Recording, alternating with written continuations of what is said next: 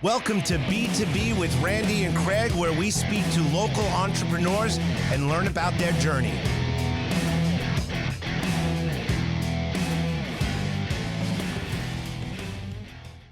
Welcome to B2B with Randy and Craig, where we discuss the rise, the falls, and the cake in nope. that. I tell you, we're not doing that. It's a family show. Hey, I'm Randy. I'm here with my sidekick, Craig from That's a Wrap Productions. and we have a very special guest today. We have Chief Paul Wilders of the Bethpage Fire Academy. Welcome. Welcome. Thank you. And it's Nassau County Fire Academy, not to correct you publicly, but it's the Nassau County Fire I Academy. appreciate you doing it. The Nassau County Fire Academy, located in Bethpage. In Old Bethpage. Bethpage. Yes, Sorry sir. about that. The Nope. first thing we got to ask you is Why fires? Why fires? Why not? That's a good answer. Why not? Why not? Why fires? Second generation firefighter. Awesome. My dad was a firefighter. My mother was involved in the fire department as a ladies auxiliary member. What does that mean? My sister was a ladies auxiliary Yeah, member. what does that mean? What's that? So the ladies auxiliary, they're support staff that volunteer as well to assist at all different other functions of the fire department, but they also are the ones that are called out to fire scenes to provide food and drinks and rehydration and That's a huge role. Wow. yes, Didn't even know that coffee, would exist. etc. So my wife is involved in that now. My daughter is involved in that. Wow. So why not fire? Yeah, no. Thank God that you got involved in fire from what you're saying. So, but a woman can be a firefighter too. Absolutely. And a man could we be, have those. And a man could Be a part of the auxiliary? Right. We haven't had that challenge yet, but why not? Why not? Why not? It doesn't Why not? matter. Right. So It's 2024. That's it certainly almost is. 25. It go. certainly is. So those of you who have not been to the Bethpage Fire Academy, I'd like you to describe what it is and why it's important to our firefighters. So Nassau County Fire Service Academy, it sits on 16 acres, and it's comprised of so many different props. So it gives us two different types of private dwellings: a commercial style fire, a high-rise fire, and a occupied multiple dwelling, which we use as what we call the garden apartment. Aside from, we have Long Island rail cars, and we have nice buses, and mass confidence for SCBA. You name it, we have it. Because you have to practice. Any scenario that the firefighters may or may not encounter, we try to prepare them as best as possible. Unbelievable. And if you've ever been there, Craig, I think you've been there. Yes, once. It looks like you're in a city unto itself. Yes. You know, post-war city almost. It looks Chernobyl. like. Yeah, you gotta have that. So, is there a requirement for a firefighter? A certain amount of hours of training, or what's the? You have to have a lot of cojones. You do. No, So that's a different conversation. that's for net. We'll yeah, get there. No, we're gonna talk about that. Oh, I thought you told me it was a PG show. We say it nice. Gotcha. So first thing you want to do is you want to get involved in your local volunteer fire department. So our responsibility, first and foremost, is to train the 71 volunteer fire departments that exist in Nassau County. 71 volunteer fire departments are on in Nassau County. In Nassau County, all alone. volunteer. All volunteer. Wow. Long Beach has a combination department. They have a small career staff on, which is augmented or supplemented by the volunteers. Got it. So let's go back. So now these 71 houses have their volunteers. They need to be trained. They have to come out to us. So the initial training that we give them is now what New York State calls Firefighter 1. And that's about 128 hours of training. Wow. Before they can go to any fire. Basically, and every jurisdiction handles their newbies or their probies slightly different. But before you're considered New York State Firefighter 1, which is the recommended best practice, and it's like the minimum standard, it's about 128 hours of training. Wow, and that makes sense. Very important. Very Yes. important. So, generations, your father, you, firefighters, is that usually the case that someone is, quote unquote, born into it? Because Craig said it right. You got to have a set. Yeah. I don't. I would go the other way. Same. I run the other way. So I can appreciate that. Unbelievable what you do. Well, thank you, and I'm humbled by those sentiments. But so we do in my department. We're a smaller department. North America Fire Department is a a smaller department, a small community. So we do have a lot of second and third generation firefighters. What we are doing right now, and thank you again for this opportunity, because for those that are listening, maybe we're going to get a member, or some other fire department will get a member out of hearing this cast. Well, that's why we wanted to do this. We wanted to learn about you, but we wanted to Inspire. bring it people's attention. We need volunteers. 100%. We need volunteers. So where does somebody go if they want to volunteer? Is there a website that they? So each fire department typically now has their own website. So in your area of jurisdiction, right, or your local area, you would look that up first, and you could probably obtain an application online. But the best thing to do is to stop in a volunteer firehouse on a Sunday morning. And there's listen to always the podcast first. First, listen to the Right, podcast. right. Have a little Say how breakfast. great you sound. Exactly. And then well, not me, but us as a threesome. as a group. Right. And then stop in at your local fire department and, ask some questions, get to meet some folks. It's incredible. The diversity of the people that volunteer is incredible. Insane. I could imagine. And you're all the same core person. You're volunteering. We're all You have that- like-minded. Right. We're all You're all like-minded. like-minded. people. You're like-minded. So let's just say Craig and I wanted to help, and we both described that we're petrified. Right. And so how can we volunteer? What can someone like us do? Well, first of all, we can get you through and overcome some of those fears. But there are places for that. There are definitely places for that. And every fire department takes new membership slightly different. When we take you in North America, we want you to be a Class A interior structural firefighter. So what we're going to do is we're going to invest that time, right, in your training Right. to get you through that. So not only are you going to come out to the Fire Service Academy, but we're going to train you in-house as well. And we're going to mentor you. Fantastic. So the people all have jobs as firefighters. Some people may like your job is to open up the hydrant, right, and plug it in. Some people are to man the hose and You mean put up- responsibilities. Right. So do you do some people do like multiple things? Like, can the driver also be a person who goes in to save people? Or is it you're a driver and you're a driver? So for the most part, our chauffeurs or our drivers pretty much do that, and they stay with the vehicle, especially if you're pumping the engine, right, or the pumper, because they have a responsibility to make sure that they're monitoring gauges, they're pumping at the right pressures. Oh, so they're much more than driving. Now they're in there and they're at the control panel. Exactly. We'll call it. Wow. Oh, I didn't Exactly realize right. that. No. And exactly right. And the responsibility of maintaining that water in that hose falls on that chauffeur. Wow, that I didn't realize that. So it's important that that person is trained, focused, Correct. alert, and in that truck. Correct. And in the truck. And I'm going to write off of something that you said. Are there many firefighters that are full-time firefighters, let's say in Manhattan or the city, that volunteer on the island? Is that a big? There is a very high percentage of career firefighters that volunteer. And I bet those guys, everybody's important, but those guys bring something special. They do. And I have so many on the staff at the Fire Academy, and we're blessed by that. so you can be a full-time firefighter? In the city, because Long Island doesn't. Correct. Long Island doesn't. And offer. you get paid for that then, no? Or Yes, in the city as your career, the career firefighters, FDNY, and then so many of them volunteer, and I have so many of them on the staff, which not only allows me flexibility in terms of their schedule Right. And their availabilities, but they just bring a lot more experience to the table to share with everybody else. Which is priceless. That is priceless. Absolutely priceless. So you're at a firehouse. We can't tell them that though because they're going to want to raise. Right. I didn't mean that. I didn't mean that, by the way. So you at North Merrick, but you're also at the Nassau facility. Now you're the chief in both So houses? I'm a former chief in in North America. I'm a former chief. Got it. I'm a sitting commissioner, so I'm elected by the public now to represent the public and handle some of the financials. So what we do is we actually administer the tax base from the residents to the fire service and to our fire department to make sure that their interests are protected and the money is spent correctly, and the interests and the safety of the members. The money again protected. is spent in the right So direction. you spending your time today in the field putting out fires, or are you spending your time in the field making sure that the team is trained? So right now, I'm working for the Fire Academy. I work, typically Monday through Friday, daytime hours. So today, my responsibility is to make sure that the Fire Academy continues to train our volunteers.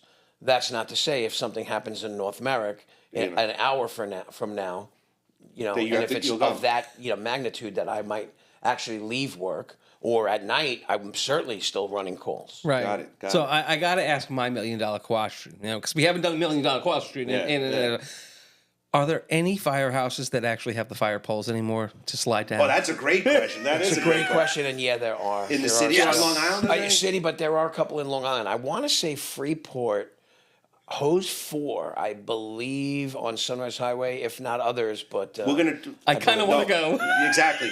You- I know somebody there, my son-in-law. Please, Okay. we got to go down the pole. You got. I gotta go down the We got to pole. go on site. You got to let us I got it. videotape going on the pole. You got to get us in there. Good question. That is $1 million question. I like it. Thank you. Thank you. Finally. Finally! Asking some- 10, I 15 believe episodes. they still do. That is really good question. Thank you. That is $1 million question. So, tell me what a typical day at the academy is. Is it every day? Is it 71 firehouses? Each train every day. Is there something going on where there's a group coming in? So in the warmer months, so we'll talk about our department operations. That's when every department comes out throughout the summer and spends 4 weeks with us, 4 nights, once a week, where they come out and they go over department operations. So we put them through those 4 scenarios that I was talking about before: one private dwelling, one commercial fire, one high-rise fire, and a garden apartment. So we burn from the first week of April, typically right through Halloween. Wow. Aside from classroom, our brick and mortar classes go all year long. We do some distance learning, so we have some online programs Awesome. where our college kids can maintain training while still going to college and then coming home. Oh, because they could be volunteers. They could be Correct. away at Oneonta, but they still need to know what the heck's going on. So we do Right. distance learning for Oh, them. that's great. I didn't Which think- helps the fire departments, because a lot of fire departments now are recognizing, because volunteers are in need, that they've got to have some sort of school leave program. Right. So they come back fresh and they come back educated. Correct. If you're just tuning in to WBAB, we are sitting here with the esteemed fire marshal. No. Fire chief. Fire chief. See, he instructor. screwed up Not the beginning. that esteemed. You know, it's not that esteemed. Yeah, we ran out of steam. There you go. So now I'm curious, like, because we all know in my town when there's a fire, you hear that. When you're a firefighter and you hear that sound, is it, well, it's Tuesday, it's my turn, or is it you hear it, you go? You hear it, you go. Here you go. Most departments are still based on the volunteer that just gives their availability whenever they can. There are some departments that have set up duty crews. You So, know yes, you're on call. so- correct. So the Like a three of doctor. us, could say, okay, it's Tuesday night, and from 11 p.m. to 7 a.m., we're going to sign up to say yes. No, we're No coming. matter what, No we're matter coming. what. We're coming. coming. We're available. So if that's a good point. So now that noise that you just said, the alert. Right. But what happens at 2 or 3 in the morning as a volunteer? How do I get alerted that I'm needed? So departments have a couple of different ways of notifying. So everybody has some sort of paging system. Mm-hmm. So they're given a personal pager, which alerts and it goes over the air and it wakes Right. you up. It's deafening. Oh, it gets you. Yeah, So yeah. you're, It's you're definite. getting up. You're getting up. we I need that for also my daughter have- for school. We also make there's some phone applications that are out there now. Okay. So for your personal device, that will also allow you some notifications. Got as it. to So what's going technology's on. made your So job a little bit easier as in terms of getting the word out, you Yeah. know, and letting everybody know that there's an emergency.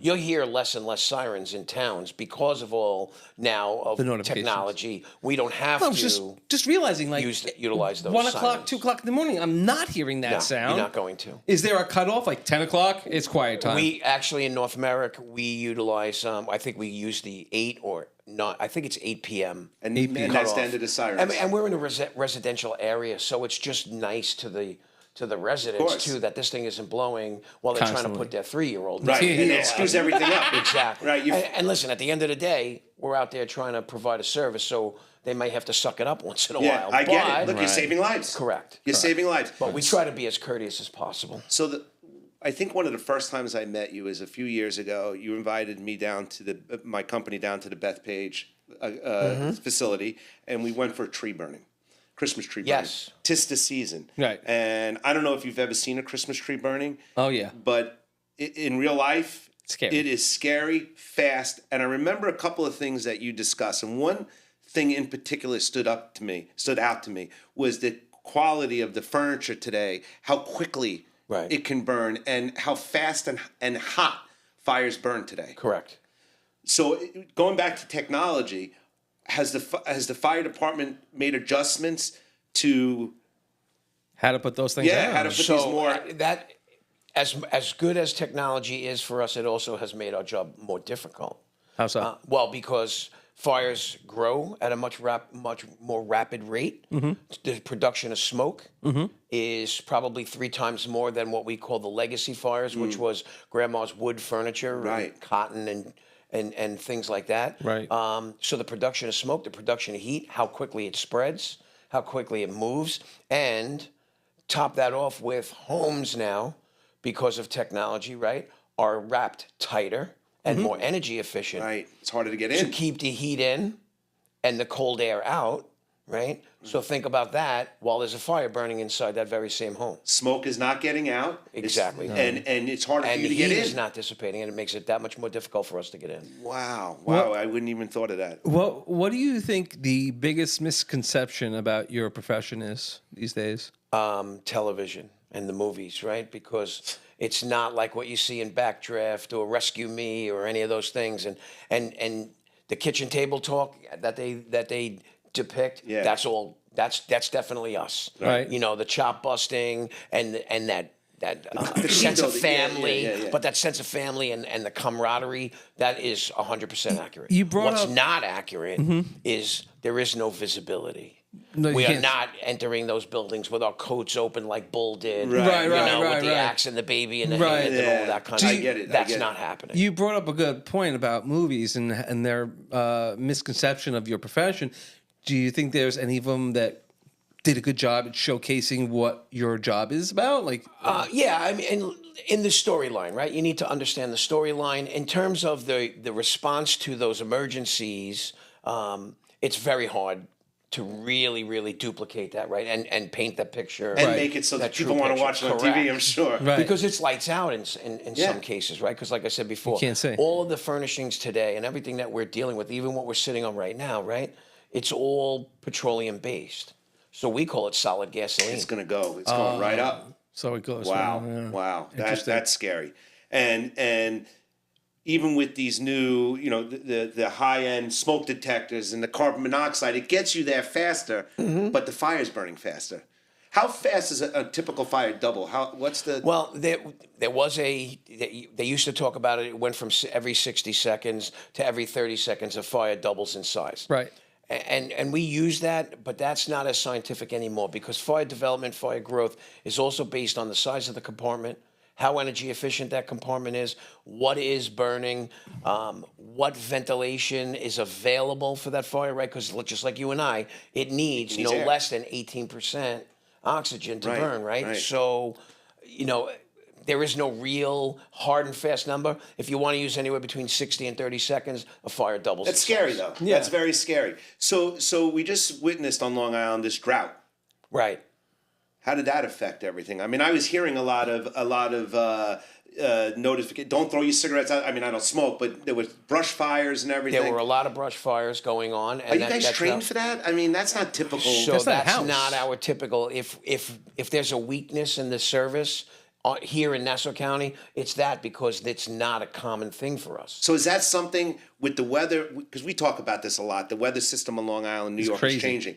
If it happened one summer, it's going to happen again. Is that something that'll be added potentially to the training? Yeah, and don't get me wrong, we do discuss forest firefighting, right? But we really need to focus just on, well, I'll call it urban brush fires. Fair enough. Got it. We'll accept that. And we do spend some time with that.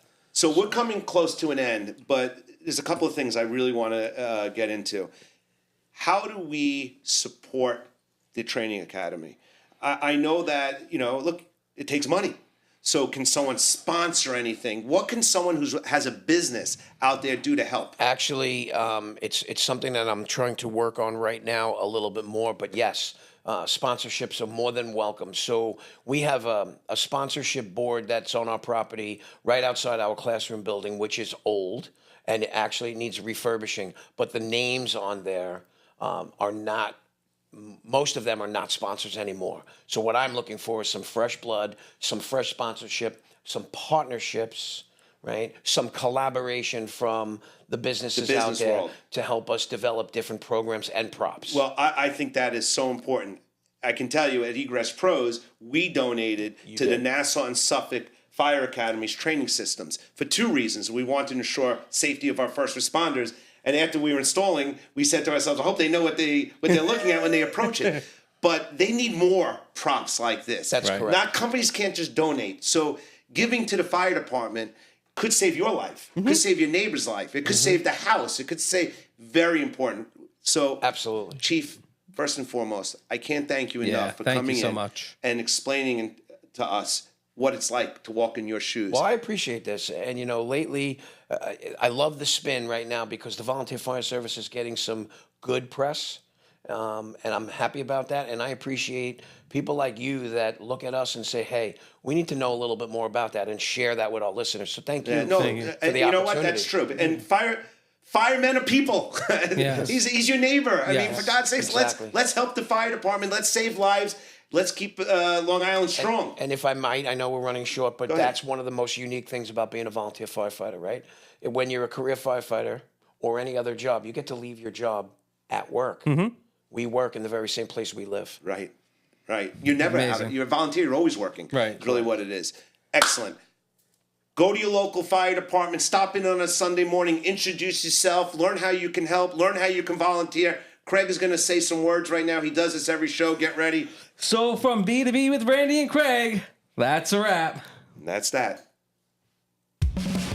Thank you for tuning in to B2B with Randy and Craig. Looking forward to hanging with you next week.